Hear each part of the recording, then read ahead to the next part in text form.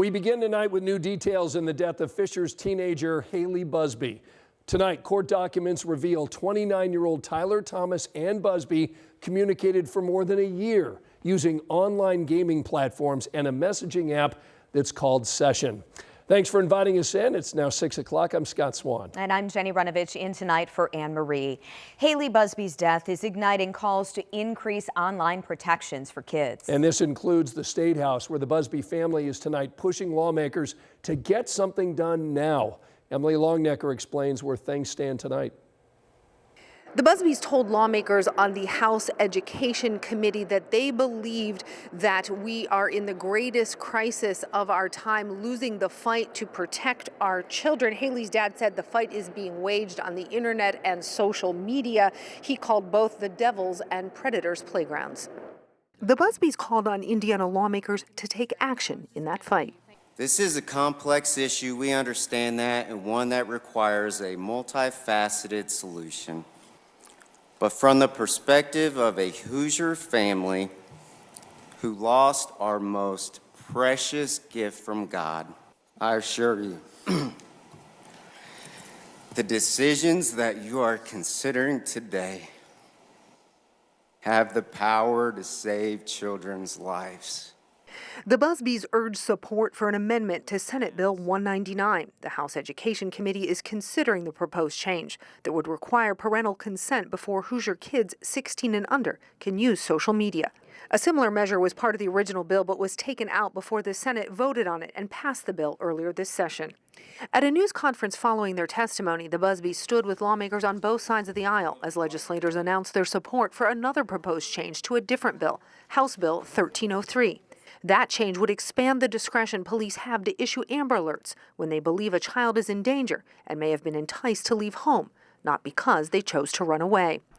When Haley first disappeared in early January, police classified her as a runaway, which did not meet the criteria to issue an Amber or Silver Alert. We will provide every tool necessary to ensure that this will never happen again and that Haley's death was not in vain. Lawmakers acknowledged there's more work to do beyond just this session to keep kids safe. The Busbys urged lawmakers to seize the moment now. Think of our children, our beautiful Hoosier children. They deserve your leadership in the results that you are responsible for delivering. And that proposed change to the alert system will be heard in a Senate committee tomorrow. The other proposed change to those social media restrictions, lawmakers say that proposal could get a vote in the next few weeks. There was a lot of emotion amongst lawmakers today as they listened to the Busbys speak in support of these changes receiving a lot of bipartisan support from these lawmakers, many of whom are parents themselves. At the Indiana State House, Emily Longnecker, 13 News. Sun is setting on this Monday evening. Sunset happens at 6:14. Temperatures now in the 30s. We have 37 in Greensburg, 32 Connorsville, 39 Indianapolis, and 38 degrees at Morris Reservoir. Temperatures will stay in the 30s over the next several hours.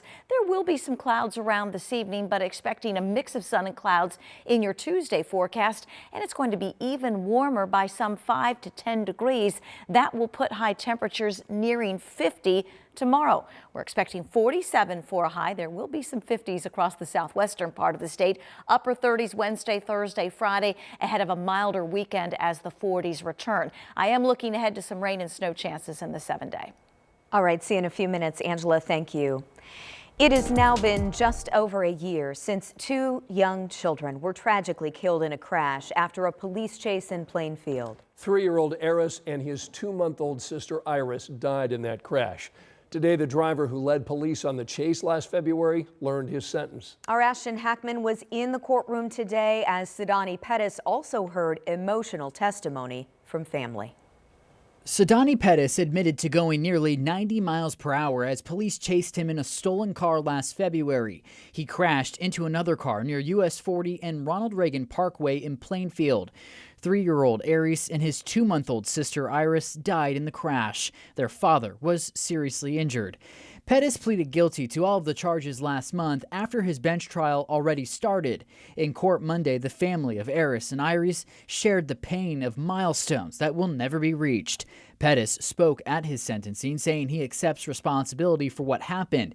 He called both Aris and Iris beautiful babies. The judge said Pettis did not seem remorseful, saying, quote, he didn't make a bad choice, he made an evil one, adding his character is not a good one. He then sentenced Pettis to 74 years in prison. No sentence is going to be justice. We cannot bring back Aries and Iris. From day one, this family has been just the epitome of strength in light of the circumstances. Today was no exception. Pettis now has 30 days to file an appeal for his sentence. He told the judge today he plans to do so. In Hendricks County, Ashton Hackman, 13 News. The suspect accused of hitting and killing a man on the east side of Indianapolis made his first court appearance today. A judge set bond for 25-year-old Javonte Wilkins at $24,000 cash and assigned him a public defender. Wilkins is accused of hitting a man with his car near 34th and Shadeland last week. Police say Wilkins admitted leaving the scene of the accident and abandoning the car at a junkyard. Tonight, Wilkins is facing several charges, including operating a vehicle while intoxicated. A woman shot by police when she was 6 months pregnant is tonight headed to prison for her role in an armed robbery. Our Rich Nye had his camera in the courtroom for the sentencing that separates the mother from her children. 28-year-old Ariana Morris hugged her new wife before learning how long Morris would go to prison. Morris drove the getaway car on September 22, 2023, after her then boyfriend, Rick Tez Williams, robbed the Dollar General at Shelby and Raymond. Police caught up with the car near Lucas Oil Stadium and used a grappler device to stop it. That's when Williams shot at police, who returned fire. As Morris and Williams ran from the car, Williams was killed. Morris was shot at least 6 times. I'm pregnant. Her unborn baby was not hit, but Morris's uterus was. Her daughter, born 3 months later, Williams' child, has significant health issues. The reality is, regardless of how big the medical records are, those medical records are there because of the situation she put herself in and her unborn child in. Morris offered no apology and made no statement at her sentencing. But both her mother and her newlywed wife testified that Morris is a changed person and asked the judge not to separate Morris from her children.